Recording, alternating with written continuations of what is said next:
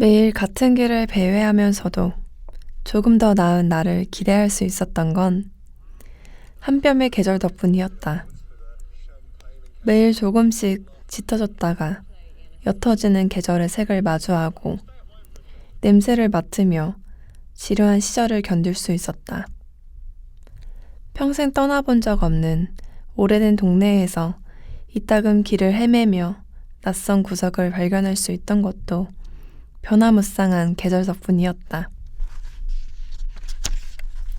언 땅에 부서진 재처럼 남은 메마른 풀과 잔뿌리를 밟으며 고요한 겨울을 지나면 마른 나뭇가지와 컴컴하던 땅에도 푸른 새순이 돋는 봄이 내려앉는다. 겨우내 발등만 보며 걷던 습관은 해가 깊숙이 드는 봄이 오면 자연히 사라진다. 푸른 잔디와 굵어진 나무, 그 위에 내려앉은 작은 새들을 올려다보며 걷는 걸음은 나른한 봄 기움에 취해 왈츠처럼 우아해지곤 한다. 겨울에서 봄, 움츠렸던 몸이 활처럼 펴지는 계절의 전환 앞에서 공연히 게을러진 나를 마주한다. 여전히 정리하지 못한 무채색의 겨울옷, 제때 먹지 못해 곪은 고구마와 귤, 대충 눌러쓴 모자 속 무성하게 자라난 머리. 언제까지고 모른 채 하며 덮어둘 수 있을 줄 알았던 것들이 손길을 갈구하는 계절. 무거워진 몸을 일으키며 구석구석 나의 쓸모를 발견하는 일은 새 계절을 여는 첫 번째 스텝이다. 나른하던 공기가 후끈하게 달아오르는 여름에는 종일 무얼 먹을까 궁리한다. 먹지 못해 안달난 사람의 허기가 아닌 도처에 널려있는 탐스러운 제철 과일과 채소를 어떻게 요리하면 좋을지 고심하는 셰프의 마음이다. 주방일보다는 청소를, 요리보다는 설거지를 좋아하는 나에게도 여름은 제 손으로 맛을 내고 싶어지는 계절이다. 불을 쓰지 않고도 툭툭 썰어낸 과일과 채소로 채운 접시를 비우고 주전자에 담긴 보리차를 쪼르륵 따라 마신다. 이마에 맺힌 땀방울을 소매 끝으로 훔치는 일까지 건강한 식사가 되는 계절에는 유난히 다양한 표정을 짓는다. 타는 듯한 더위에 잔뜩 찡그렸다가도 곁을 머무는 한 줌의 바람과 한 뼘의 그늘에 옅은 웃음이 번진다. 한낮의 대화와 한밤의 산책으로 활기 넘치는 계절을 보내고 나면 어느새 한적한 계절, 가을이 도착해 있다. 소리 없이 드리워진 사색의 시간, 여럿보다는 홀로 보내는 시간이 긴 가을은 냄새라는 짙은 흔적을 남긴다. 건조한 공기를 타고 선명하게 실려오는 흙과 나무 냄새, 간 내린 커피 냄새, 섬유 유연제 냄새, 홀로 길을 거닐어도 수많은 서사를 펼치게 하는 가을의 냄새는 지난 시절과 사람들 속으로 나를 당겨낸다. 소리를 내지 않아도 대화를 주고받고 맞닿지 않아도 온기를 느낄 수 있는 사색의 계절은 언제나 아쉬움을 남기고 금방 돌아서 버린다. 해가 짧아지고 서늘한 바람의 기운이 거세지면 겨울이 찾아온다. 한 해의 시작과 끝을 욕심 있게 차지하는 계절. 두꺼운 외투에 목도리를 두르고 모자를 눌렀어도 코끝과 손끝으로 전해지는 촉감은 그 어느 때보다 생생하다. 여린 살갗을 훑고 지나가는 찬바람, 우연히 스친 손끝에 스파크처럼 이는 정전기, 따뜻한 머그잔을 움켜쥐었을 때 지문이 녹는 듯한 느낌. 둔한 옷차림으로 종종거리는 계절이지만 나에게 겨울은 그 어느 때보다도 생의 감각이 민감하게 되살아나는 계절이다. 얼어붙은 핸드크림을 힘껏 짜고 문지르는 일, 밤새 한 땀 한 땀 짠 목도리를 마침내 목에 두르는 일, 차가운 귀를 감싸며 바보처럼 웃는 일, 주머니 밖에서 서로의 손을 잡고 흔들며 걷는 일. 우리가 겨우내 하는 모든 일이 여전히 살아있음을 온몸으로 확인하는 일인지도 모른다. 지독한 추위로부터 지지 않고 한 해의 끝부터 시작하지. 여기 생동하며 살아가고 있다고. 그리하여 겨울이 오면 습관처럼 해오던 모든 일들이 살기 위한 것처럼 필사적으로 느껴질 때가 있다. 느슨해졌던 일상을 조이는 차가운 생의 감각은 매일 홀로 쓰고 펴내는 나에게는 유일한 감시자이자 동료이다. 나른한 봄 기운에 취하는 것, 뜨거운 여름, 한낮의 그늘과 열대야를 수다스럽게 요구하는 것, 센치한 기분으로 낙엽을 밟으며 사라진 등을 좇는 가을의 산책과 하얀 입김을 뱉으며 생의 감각을 일깨우는 겨울의 아침을 누리는 것. 사계절이 분명한 곳에 태어난 것은 내가 가진 축복 중 축복이라 믿는다. 영감을 채우기 위해 때마다 어디론가 훌쩍 떠나고 갈증 없이 배울 수 있는 형편이 되지 않는 내가 매일 새로운 문장을 쓰고 낯선 장면을 담을 수 있던 건 변함없이 돌아오는 계절 때문이었다. 가난한 예술가에게 값없이 돌아오는 계절보다 좋은 영감은 없다. 봄이 되면 식곤증에 꾸벅꾸벅 졸면서 책을 썼고 여름이면 불같이 찾아오는 불쾌감과 미묘한 기운을 물리치며 글을 읽었다. 가을에는 이따금 아무것도 쓰지 않으며 공상에 빠져 있었고 겨울이면 발등에 떨어진 불이 꺼지지 않기를 바라며 부지런히 몸을 움직였다. 사계절의 순환이 없었더라면 작업과 삶에는 긴장과 이완이라는 밀고 담기기도 없었을 거다. 무한정 늘어진 삶을 살거나 매초 스스로를 다그치기만 하며 현재의 기쁨과 슬픔의 맛을 알지 못했으리라. 그리하여 나에게 날마다 새로운 배움을 전해준 계절들을 지나며 문장들을 엮었다. 계절의 테두리가 아닌 계절의 한가운데를 거닐며 느꼈던 민낯의 감정과 감각을 새로운 계절 속에 있는 당신에게 전송한다. 가난한 애정도 옅은 질투도 겨우 한 뼘의 계절에서 왔다. 못난 모습도 잘난 모습도 가끔은 모두 계절의 몫으로 두어도 좋다. 조금 모자란 듯한 계절이 지나고 다시 새 계절이 오면 지금의 휘청이는 걸음은 단단한 지도가 될 것이다. 그제야 지난 계절을 돌아보며 헤아릴 수 있을 거다. 한 뼘의 계절에서 배운 것들을.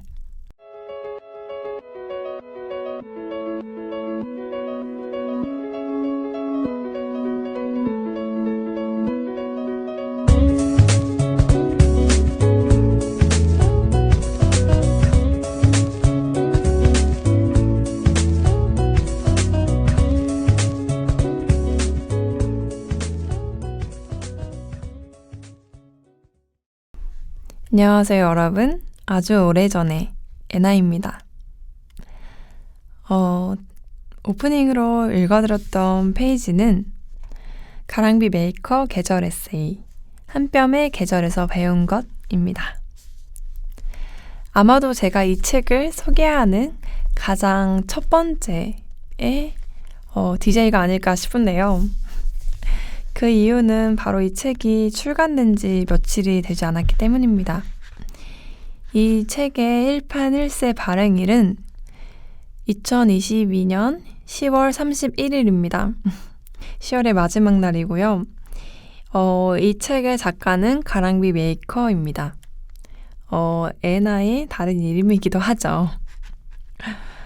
이 책은 정말 긴 시간 쓰였던 원고들을 모아서 계절에 따라서 목차를 구성하고 엮어서 나오게 된 책인데요.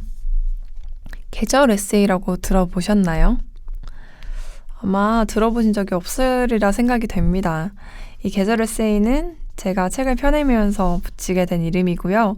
말 그대로 처음부터 끝까지 모든 것이 이 계절 안에서 흘러가는 글이고 또 글에 있는 중요한 소스가 바로 계절이 됩니다. 그래서 이 책을 소개하는 문장, 이 책의 표지의 뒤에 있는 카피를 한번 읽어드릴까 싶은데요. 사계절의 전환이 없었더라면 내 몫의 문장은 절반도 되지 않았을 거다. 춥고 더운, 시끄럽고 고요한 계절의 변화가 좁고 얕은 나의 세계를 무한히 밝혔다. 가난한 애정도, 옅은 질투도 겨우 한 뼘의 계절에서 왔다. 한 뼘의 계절에서 배운 것은 무궁무진하다. 콜록이며 환절기를 건네는 당신에게 전하는 계절 산책자 가랑비가 사랑한 사물과 사람에 대한 이야기라고 쓰여 있습니다. 모든 책은 이 책이 관통하고 있는 메시지를 표지 혹은 그 띠지에 두게 되거든요. 그런데 저는 이 책을 만들면서 띠지를 따로 만들지 않고 책을 뒷면에 적어 두었습니다. 그래서 이 책은 누가 보아도 계절의 맛을, 계절의 냄새를, 또 계절의 촉감을, 계절의 색을 잘 느낄 수 있게끔 그렇게 쓰여진 책이랍니다. 여러분들에게 제 책을 소개할 때면 되게 만감이 교차하게 되는 것 같아요. 약간 쑥스럽기도 하고 또 자랑스럽기도 하고 그런 마음이 드는데 오늘 이 책을 가져오면서는 그런 생각이 들었어요. 애나의 이야기를 좋아하는 사람이라면 이 책도 틀림없이 좋아하지 않을까? 그러면 좀 평소보다 더 오프닝 페이지를 좀 길게 읽어서 이 책이 가지고 있는 어떤 정체성에 대해서 말보다는 글로써 이번에는 좀 소개하고 싶다 하는 생각을 했습니다. 제가 이렇게 긴 프롤로그, 초대장이라는 타이틀로 있는 프롤로그고요. 사계절이라는 축복이라는 제목을 가지고 있습니다. 한 7페이지가 되는 글을 읽으면서 잔실수를 정말 많이 했습니다. 그래서 아마 여러분들은 매끄럽게 잘 잘린 녹음을 듣게 되겠지만 PD님께서는 정말 많은 고생을 했겠다 는 생각을 하면서 죄송한 마음을 좀 전해드리고요. 그럼에도 불구하고 이 책이 나오고 이렇게 제가 직접 목소리로 책을 읽어드릴 수 있는 게 너무나 즐거운 일이라는 생각이 듭니다. 사실 제가 다른 책들도 그렇지만 이 책을 좀 작업하고 준비하면서는 은연중에 이거를 꼭 소개하고 싶으니 잘 읽힐 수 있을까 하는 생각도 하면서 글을 썼던 것 같아요. 그래서 퇴고하는 과정 속에서는 소리내어서 읽어보기도 하고 그랬답니다. 그런 노력 끝에 나온 책이고요. 이 한 뼘의 계절에서 배운 것에 대해서 더 이야기를 해보자면 이 책은 2018년부터 2022년 가을까지, 그러니까 책이 나오기 직전까지도 쓰였던 원고 총 4년의 시간이 걸쳐서 쓸 원고들이 함께 모여있는 책이에요.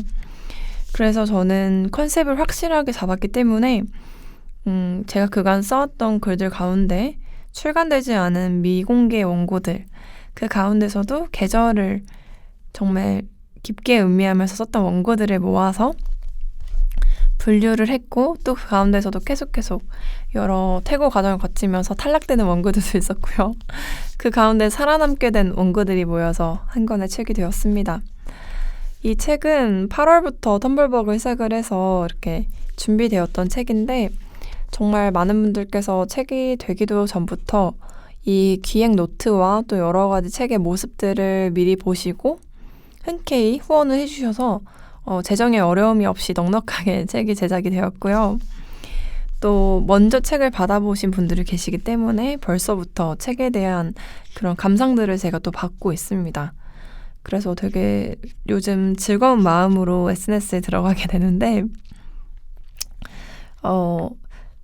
잠깐 제가 저에 대한 소개를 좀 해드리자면, 저는 이곳에서 애나라는 이름으로 DJ로서 활동하고 있지만 7년 동안 에세이 작가로서 활동을 하고 있는 사람이고요. 그리고 책을 직접 내기도 하는 출판사의 대표이기도 합니다. 그런 제가 벌써 이 책과 함께 7번째 책을 낸 작가가 되었습니다. 늘 모든 책들이 그런 것처럼 책이 나올 때면 여러 생각들을 하게 돼요. 되게 기분이 좋은 거는 가장 먼저 느껴지고요. 그 다음부터는 내가 또 이렇게 책 한 걸 냈다니 참 기특하고 대단하고 애썼다 하는 격려하고 싶은 마음이 생기고, 또 그 다음부터는 책을 내고 나서부터 해야 하는 그 일련의 여러 작업들에 대한 그런 책임감이 밀려오기도 합니다. 그런데 이 책은 거기에 한 가지 더 좀 새로운 도전에 대한 마음을 갖게 되었어요. 왜냐면 제가 에세이 작가로서 생활하고 있지만 에세이라는 장르가 굉장히 폭넓게 사용이 되잖아요. 그래서 시와 소설이 아닌 것들을 거의 대부분 에세이라고 생각을 하는데, 제가 긴 산문으로 된 산문집을 낸 적이 없어요, 여태까지. 그러다가 이번 책을 내면서 처음으로 긴 산문으로 이루어진 에세이 책을 내게 된 거예요. 그래서 그런지 내 글을 좋아했던 분들이 어떻게 읽어주실까 하는 그런 궁금증이 되게 컸던 것 같아요. 그리고 글을 쓰는 과정에서는 되게 즐거웠고요. 그래서 긴 글을 쓸 때의 가랑비는 어떤 글을 쓸까 하는 것을 궁금했던 분들께서 책을 많이 찾아주고 계시는 것 같고, 또 이 책에 대한 이야기를 정말 많이 해주시는데, 다들 제 입으로 말하기가 좀 쑥스러운 그래도 오늘은 책을 소개하는 날이니까 이야기를 해보자면, 여태까지와는 굉장히 다른, 뭔가 성숙된, 그리고 더 솔직하게 쓰인 글 같다, 제일 좋았다라는 얘기를 많이 해주셔서 저 되게 기쁜 마음으로 책을 펴냈고요. 그래서 이제 더 얘기하기보다는 책을 좀 몇 가지 읽어보면서 그 책에 대한 이 이야기에 대한 책 속에 있는 이야기를 좀 해보면 어떨까 싶은데요. 한번 이야기해볼게요.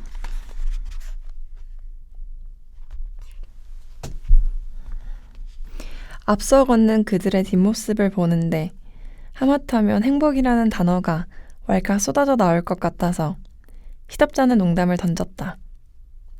어색하게 던진 농담에서 나의 행복을 눈치챈 것인지 S와 Y가 나 대신 외쳤다. 나 지금 엄청 행복해. 사랑해 얘들아. 행복과 사랑이라는 말은 쓰면 쓸수록 달아날 것만 같아서 쉬이 뱉지 못하는 나와는 다르게 행복과 사랑의 앞머리만 보아도 큰 소리로 행복하다고, 사랑한다고 말하는 이들의 곁에서 나도 작게나마 그렇다고 말할 수 있었다. 여전히 행복과 사랑의 꽁무니가 사라지려고 할 때서야 황급하게 외치는 것이 전부지만, 언젠가는 나도 이들처럼 천진한 얼굴을 하며 한가운데의 행복과 사랑을 외칠 수 있지 않을까? 바다수영 한가운데라는 글의 일부를 읽어드렸고요. 앞서 걷는 그들, S와 Y는 실제로 저와 참 가까이 지내는 사람들이고요. 이 글 속에는 4월의 제주의 풍경이 담겨 있습니다. 제가 수영을 못하는데 바다 수영을 처음 배우게 됐던 날이기도 해요. 그때 정말 더운 날씨였고, 또 아름다운 풍경에 넋을 잃다가 이 바닷속에 나도 몸을 던져야겠다는 생각을 했던 곳인데, 늘 사랑하는 마음, 행복한 기분이 들 때면 이걸 표현해야지 하면서도 더 아끼게 되는 이상한 심보가 저에게는 있어요. 그래서 좀 무뚝뚝하다라는 그런 반응을 주변에서 좀 많이 하시는데, 그래도 저도 행복과 사랑을 잘 느끼는 사람이거든요. 그런데 표현을 잘 못했을 때 저를 대신해서 이야기하는 친구들을 보면서 나도 언젠가는 그 한가운데의 사랑을 이야기해야겠다, 용기 내서 표현해야겠다 하는 생각, 그 생각을 가지고 그 친구들에게 저는 말이 아닌 글로써 표현하고 싶어서 우리가 보냈던 제주에서의 봄을 담아냈던 페이지였습니다. 여러분들은 사랑한다는 말을 잘 하시는지 모르겠어요. 저는 그 사랑한다는 말을 할 때, 되게 쑥스럽더라고요. 뭔가 사랑한다는 말만으로는 내 사랑을 담기에는 그 단어가 너무 부족한데 하는 생각도 있고, 또 말은 주워 담을 수 없는 것처럼 표현을 하면 할수록 그것이 쌓여서 나의 사랑의 그런 순밀도가 좀 낮게 느껴지면 어떡할까 하는 또 그런 복잡한 생각 때문에 간단한 표현마저 못하는 사람이었습니다. 아마 몇몇 사람들께서는 공감하지 않을까 하는 생각을 하는데 그래도 요즘은 잘 표현을 하고 있고요. 그러면 또 읽어보도록 할게요. 계절을 감지하는 방식은 저마다 다르다. 누군가는 꽃이 필 때 봄이 왔다고 느끼지만 나는 눈꺼풀이 자주 감겨오기 시작하면 바람이 아직은 서늘해도 봄이 도착했음을 느낀다.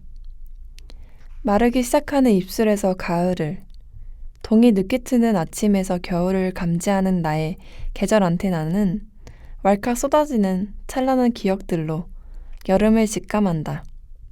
내게 여름은 더위가 오기도 전에 아름다운 장면들과 함께 도착한다.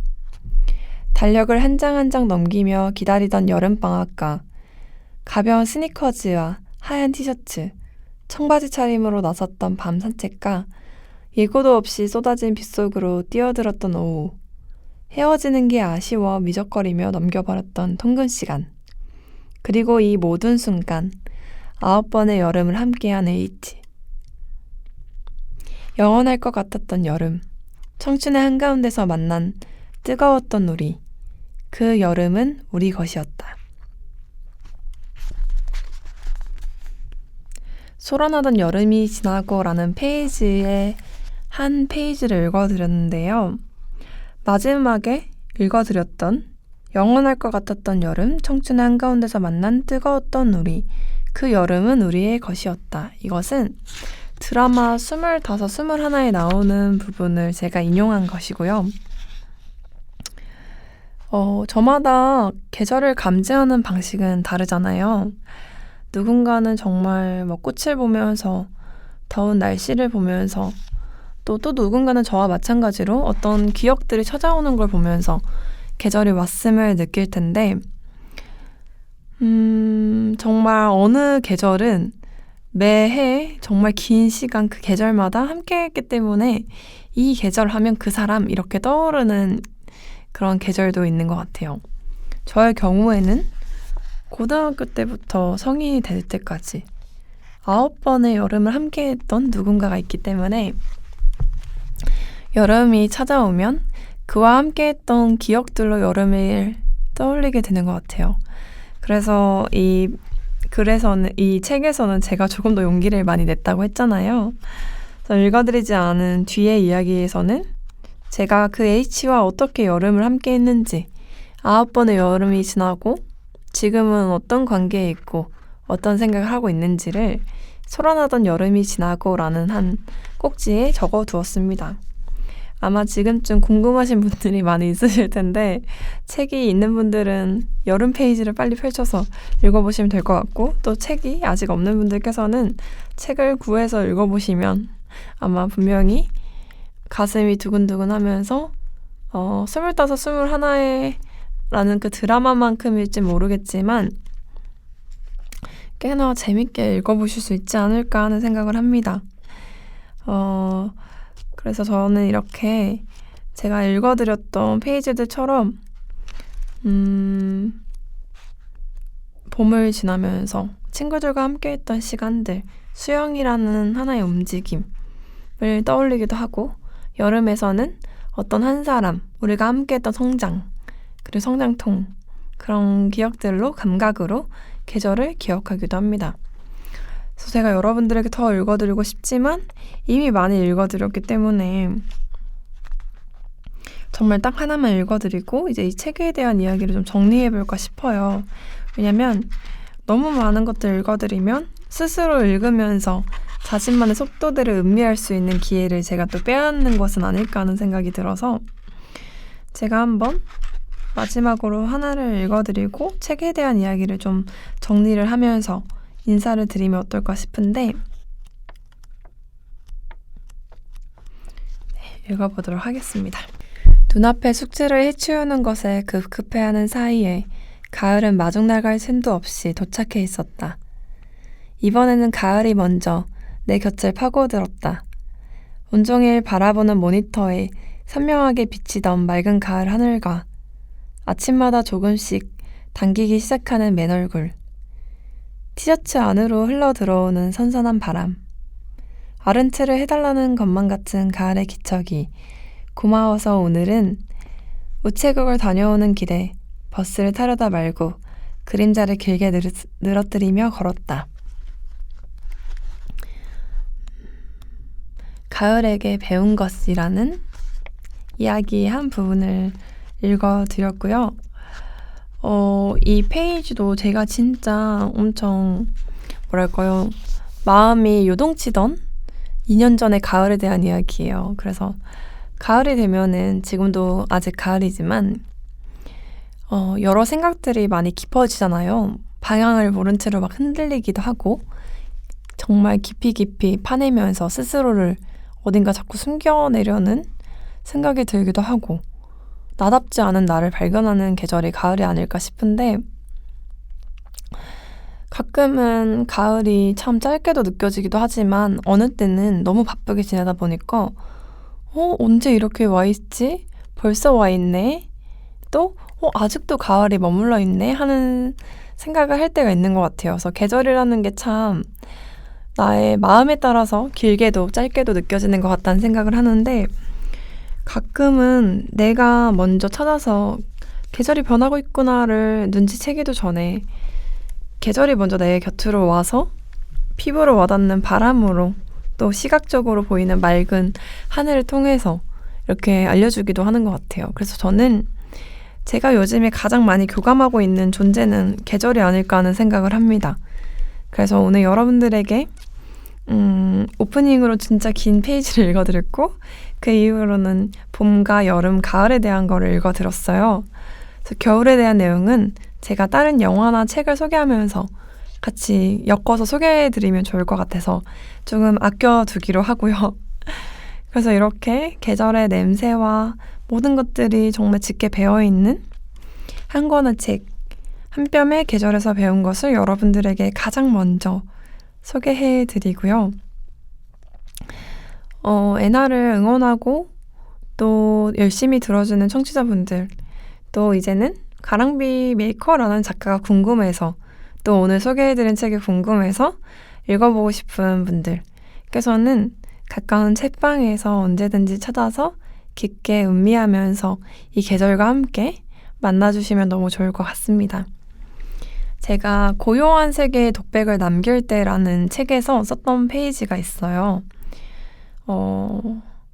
배우에게는 한 명의 관객이 절실한 것처럼 작가에게는 한 명의 독자가 절실하다.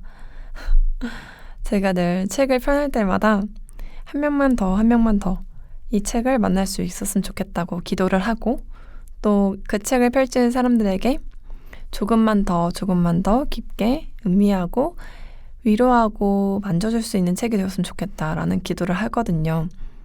그래서 오늘 여러분들에게 이 책을 소개하면서도 그렇게 기도하는 마음으로 책을 알려드렸고요. 언제 만나든지 또 목소리로 저를 만나주시든지 또 활자로 저를 만나주시든지 지금처럼 반가운 소식이나 따뜻한 뉴스가 하나도 없는 상황 속에서 조금이나마 위로가 되고 기댈 수 있는 틈이 되는 제가 되기를 바랍니다.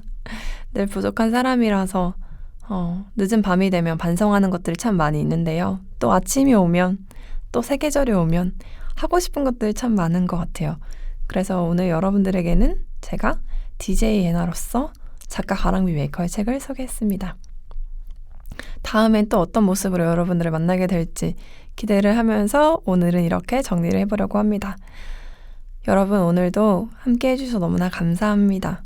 저는 언제나 그랬던 것처럼 아주 오래전에 여러분들을 기다리고 있겠습니다. 모두 고맙습니다.